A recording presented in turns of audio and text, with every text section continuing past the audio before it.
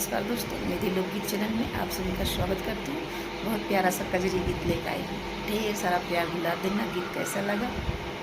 सखी खेलिल ओ सखी झूलिल, सावन मास महीनवा बायब नैहर बेगनवा बाना।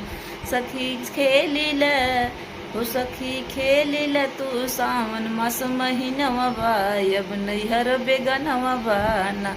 आई है ससुरुया नवरवा लैके डोलिया कहरवा, आई है ससुरुया नवरवा लैके डोलिया कहरवा। सखी रोवत रोवत हो सखी रोवत रोवत जाई के गवनवा बा, अब नैहर बेगनवा बाना।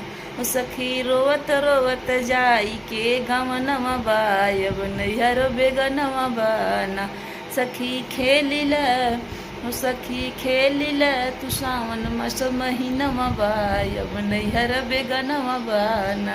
आई है जेठया नवार लैके डोलिया कहार, आई है जेठया नवरवा लैके डोलिया कहरवा। सखी रोई रोई हो सखी रोई रोई जाई के गवनवा बायब नैहर बेगनवा बाना। सखी रोई रोई हो सखी रोई रोई जाई के गवनवा बा, अब नैहर बेगनवा बाना।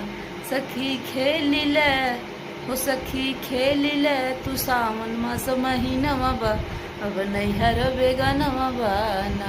आई है देवराया नवरवा लैके डोलिया कहरवा, आई है देवरा नवरवा लैके डोलिया कहरवा। सखी रोवत रोवत हाँ सखी रोवत रोवत जाय के गवनवा बायब नैहर बेगनवा बाना।